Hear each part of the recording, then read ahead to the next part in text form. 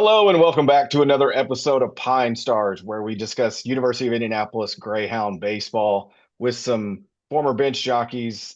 I am Brad Bates. With me, as always, is Brian Tyrannosaurus Rimke and Kurt Brabender. Joining us again this week is Coach Al Reddy. Coach, appreciate you taking the time. I know you guys got practice kicking off here in just a little bit, getting ready for your weekend series with Upper Iowa, but wanted to touch base and kind of see how things went last weekend with Rockers. You had a four-game series home opener. Tell us a little bit about how the weekend went. Well, I'll tell you, it was great to get outside on our own field. We did get in a couple of practices before the series, and it was awesome. We had a really good crowd all 3 days. It was great weather, and it would have been nice to get 3 out of 4, but a split is what it is. They've got a good record, and you know, uh, they typically Rockhurst is pretty decent. You got to play hard, and you got to take care of the baseball, and you got to throw strikes, and or they can beat you. And we had a hiccup on Sunday. Really, I mean, split on Saturday. It is what it is. But Sunday we just gave up too many big innings. There was, I think, 3 of them up on the board. That's tough to recover from. You Yeah. know, even when you're scoring 10 runs a game. But overall, it was a decent weekend for us. So you talked last week about kicking the let's get a run an inning shit idea to the curb. And you said, let's move up to getting 6 runs an inning. That's our focus. So you come out on Friday, you scored in 4 innings. You scored 6 runs in one, five in another, seven in the next inning, and six in the last. So you averaged 6 runs an inning, scored 24 runs. And game two, you scored 13 runs. Game four, you scored 10 runs. Game three, you actually still scored 6 runs. So obviously the bats are there. We gotta work on some pitching staff and getting some things going there. Yeah. Yes, I mean, our starting pitching's been giving us a chance, I mean, especially when you've got a good offense, they don't have to be too fine. They can, just take a breath sometimes to understand if you give up a run, it's not the end of the world. Just try to stay out of the big inning and, let your defense work. You don't have to strike everybody out. Those are comforting things to have on your side when you're a pitcher. And so I think we're going to settle in more. It's typically our issues have been when we turn when once our starter gasses out, we flip the ball over to the bullpen, and it's just not consistent. It's not that it's bad every time. It's just not consistent. I mean, everybody in the bullpen has thrown well at one point or another, and we just have to be more consistent. That's all. Yeah. So Al, you talked about the split with Rockers, how you obviously were trying to win the series, but that still leaves you tied kind of middle of the pack right now with the conference. So with where you stand coming out of that weekend, heading into this series with Upper Iowa, what's your thought with how the conference is kind of set up right now with standings? It looks, you got Maryville and Illinois Springfield up top, and then kind of the group, God including damn the you Prairie guys. Stars. The Prairie Stars are back at it. Yeah, I mean, Shittiest mascot. they've got a good program. Chris Rodriguez does a good job over there, and we have them on the schedule. I believe it's at our place here later on in the year, but that should be a good series. So, yeah, I think we're very respectable where we're at. It's still early. We've played 3 weekends out of, I believe, 8. Yeah. Total weekends. So, winning cures a lot of things, and if we get 3 out of 4 or sweep this weekend, I think that'll really, bring some smiles to everybody's faces. Yeah, it gives you an opportunity then kind of get in that top third of the conference. And like you said, you are playing Springfield later in April. You got get through this weekend, then you got 3 out of conference with Parkside next weekend, and then you're Bye. back at it with Lincoln. Yep. So heading into this weekend, what are kind of some of the things that you're looking for as you kind of come out of the split weekend last weekend? Yeah, we're just looking for a little bit more consistency out of our bullpen. I'd like to see us too turn a few more double plays in the middle, middle guys. We we don't have a lot of strikeouts on the season, which means we're pitching to soft contact and that when the ball's put in play and there's a runner on base, or two runners on base, you need to be able to turn the double play. And so that's a focus for this weekend is, I think our middle guys just haven't been getting the ball quick enough to their partner, whether it's been 4-6-3 or 6-4-3.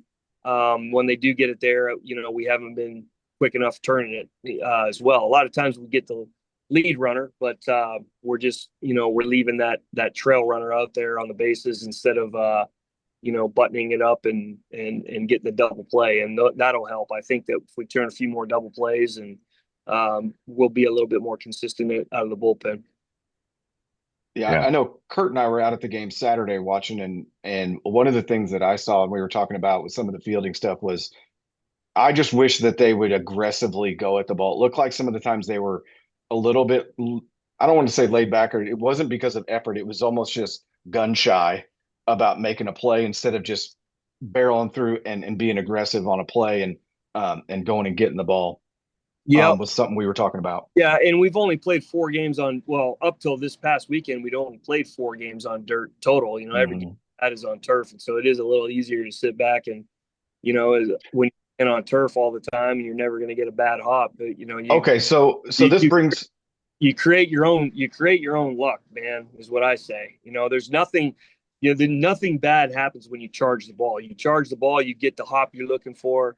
You get the ball quicker too as well. Every time when you sit back, every time that ball bounces, that the hitter is getting another step closer to first base, right? So, when you charge the baseball, you create the hop you want. You get the ball in your hands a little quicker. The guy's not as far down the line, and then you have a shorter throw too as well. You don't have to throw it from it's so far back. So I mean, it's just like it's nothing. Tell me what's wrong with those 3 things. Right. But Al, okay, so go ahead, Rimke. I've got a question comparing Al dirt and used turf. to have a famous line you used to give about a weight class fight with the weight of a baseball versus the weight of a player. Yeah. Do you remember? Refresh my memory on that one. You said a baseball is 5 ounces. Yeah. Your average player is 200 pounds. How are you getting your ass kicked by a 5-ounce baseball?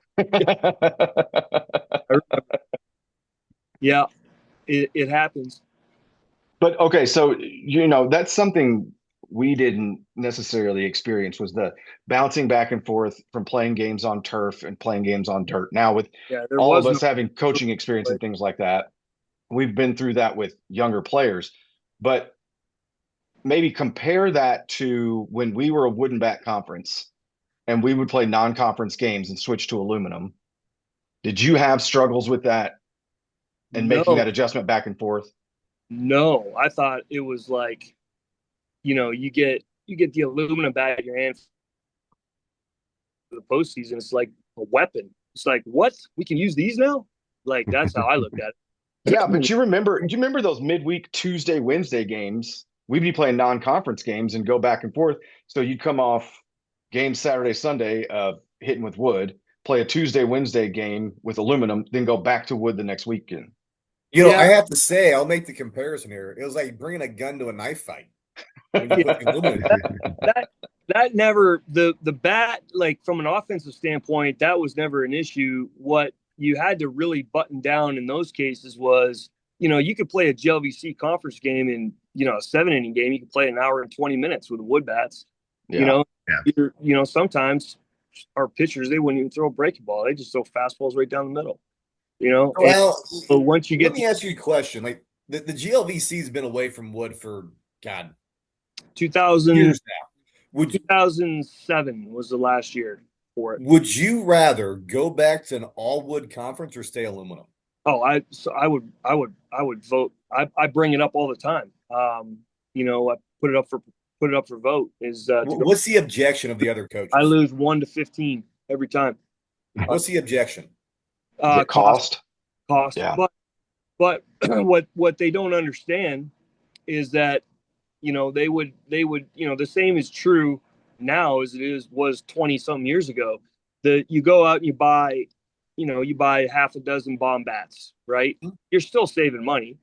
And those are the team bats for the year. And then the players can either use a bomb bat or they go get their own. And a lot of times, I think almost everybody went and got their own bats, Yeah.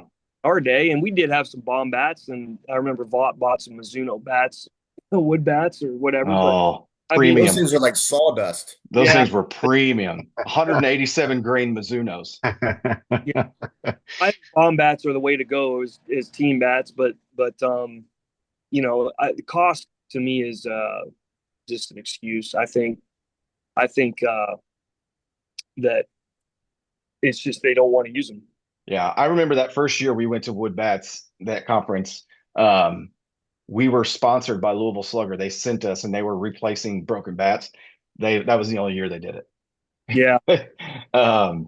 But no, that's an interesting discussion, because I think that was what I was trying to picture between like the turf and the dirt, and obviously knowing there's difference in playing surfaces and things like that. But you guys are currently 7th in the conference. You're at 7-5 in the conference, which overall 13-14, 7-5 in the conferences. You want to make sure you're winning those conference games, which Yep. is fantastic. Well, Coach, any final thoughts? I know you got to get going to practice.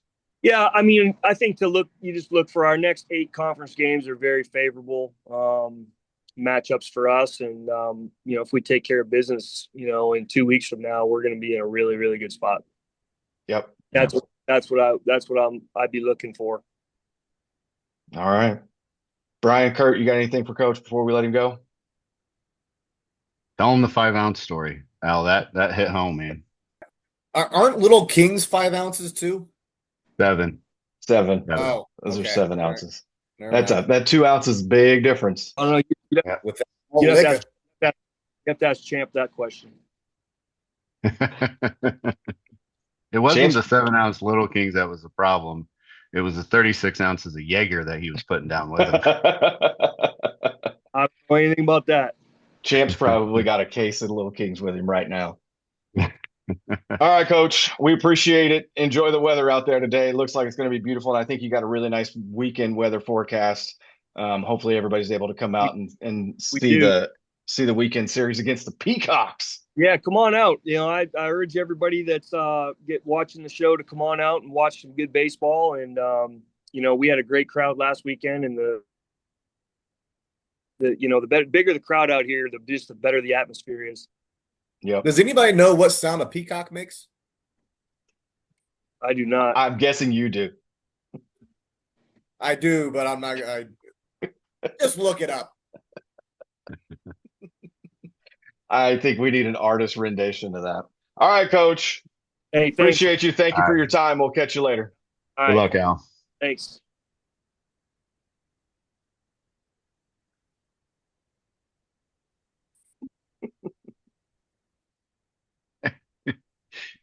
God, Struggles. we IT finally major. got him off the show. Jesus. Whew. What do you guys think? I mean, they split. Well, I mean, truth time. What do you think about last weekend? Here's what I'll kind of start off. Rockhurst came in at 16-5. I was expecting them to be top tier, and what I saw on Saturday when I was out at the game, and obviously them getting beat up 24-11. I don't know that they had played many people, and I really wish that UIndy could have at least gotten 3 out of 4. Yeah. Brad, sitting there with you that one game, I mean, I was not impressed with them at all. I thought they might have had maybe 3 bats. Rockhurst. Their pitching was pitching was subpar. Oh, I wasn't impressed by anything. no.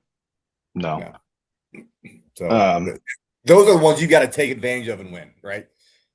Because we saw their 1 and 2, I think, right? I mean, they got through their 1 and 2 pretty quick. They were in the pen pretty early. Well, there's a little bit to that, because Reddy told us before the show that he found out that Rockhurst brought a handful of JV pitchers along on the trip and threw JV Friday, Saturday, saved their 1 and 2 for game 2 Saturday and Sunday.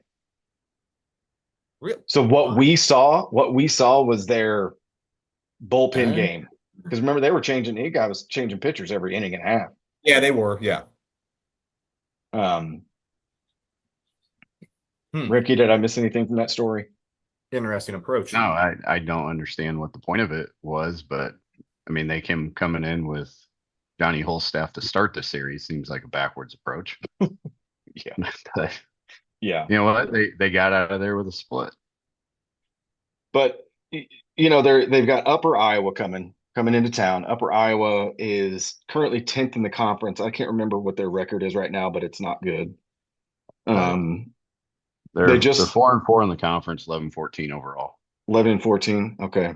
But they They just just got swept by Maryville. They lost Yeah. all four to Maryville. But then I think the weekend before, they swept Lincoln. Yeah. So who knows? But kind of looking through their lineup, they have two guys, JJ Vargas and Jared Hoodgier, somewhere like that. They each have 7 home runs on the season. They got another kid that's got 5.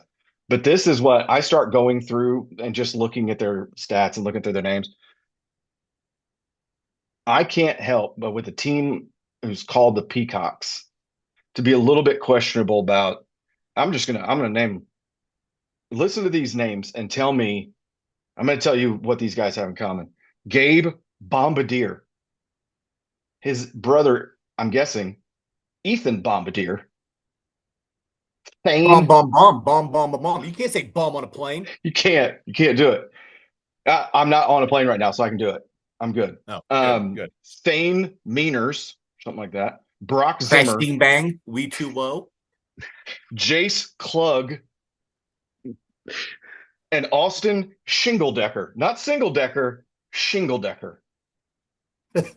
I love all those names. Tell me these guys aren't rocking. They're just, I bet they show up to practice in Affliction t-shirts and like straight white Puma or Shocks. And I guarantee they call themselves the 6-pack. Like they just walk around calling themselves. You know what I mean? That's what kind of fucking douchebags these guys are. Gold herringbone necklaces. Oh, outside the 100%. collar, outside the shirt. If they could have shown up to the south side of Indy in 2002, they'd have been at home. They'd have been killing it. Yeah. I mean, but what's old Shingle Dick batting? Shingledecker is a pitcher. What's old Shingle Dick's ERA? I don't. Hold on. Is he getting whacked all over the place? 15. Oh, that guy just gives up whackings all day. Three innings pitch, 6 runs, 5 earned. Old Shingle Dick. Old Shingle Dick. I would definitely be ejected this weekend. I was gonna say, there's no. And hey, guys that are on the bench, evidently, you can think things in your head, but we can't always say them out loud. I'm hearing that you guys. So seriously, I've never been more proud of ball club for the amount of warnings you guys have gotten in the dugout. Seriously, it gets me right here. Be smart. Make sure you're not damaging the team. They also have a kid named Marcus Champagne. He probably drinks Miller High Life. Yeah, it is. 100%. It is the champagne of beers, but it is. I bet in Iowa it's pronounced Champagne. Mm-hmm. Champagne. Fucking assholes. All right. The other thing I noticed, the most runs they've scored in a game is 17. Greyhounds score 17 a game. I mean, so that's weak. And they got a team ERA of 8.1. Really knocking it out of the park with that pitching staff. They're going to get shellacked. We're just going to tee off. They're going to get shingle-deckered. No, it's Shingle Dick. They're going to get Shingle Dick. Speaking of Shingle Dick, okay, so I had a thought about, we were down at the field the other day and got the dugout and that, remember the like equipment closet that was on the end of the dugout? I don't know if it's still there or not. Every time I see that, I think about Jake Beck. Rimke, I can't remember whether it was you or me that loaned it to him, but I remember him coming into the dugout, a pregame. It was me. Yes. And he's actually, no, he had gone to other people and then he came to me and I was the only one that had one. He comes and says, "Hey, you got any extra socks in your bag? And I was like, yeah, I think so. I was like, I had like ankle socks to put under my game socks, things like that. I was like, or do you need gamers? And he was like, no, I just need like whatever you got, whatever you got. And I was like, that's weird. So then I go to my bag and I grab it and I hand it to him. I was like, are you like, do you need this? He was like, yeah, I got a mess in aisle two. I gotta clean it up. So he went in that little equipment closet, wiped his ass with my sock, and left the sock in that equipment closet. And I'm not sure whether it's not still there or not. Um, I wouldn't be surprised if it's still there. Probably a fossil by now. All right. Any other questions from you guys for this week before we get to our clicks to pick? No, Brad, I think you hit the high point here. We'll see whether that makes the cut or final cut or not. All Yeah, right. I wasn't expecting to talk about turds on this. I when I thought of Hey, Jake Beck, when I thought of Jake Beck, that was the first thing I could think of. Well, and he put a banana in his pants for Halloween in a Speedo, and that thing was just It was a wrestling singlet that he was wearing yes. with the headgear. Yeah. And he got ball tapped so many times that banana was smashed by the end of the night. And I can't remember if he took a bite of it at the end of the night or not. I think I remember that party in it was in somebody's garage. It started there, but then we ended up downtown and he wore it downtown. Oh, did he really? Yeah. He made a banana smoothie that night. He put his Snickers in backwards just for the texture, just to get that line. All right. So it's time for everybody's favorite segment of the show. It's time for our clicks to pick. Gentlemen, we're gonna kind of do a collective here. And we've had situations where UND's getting up in games, scoring a lot of runs, and then ultimately that other team is coming back once that starting pitchers are coming out. So Rimke or Kurt, you wanna throw down who our click to pick is this week?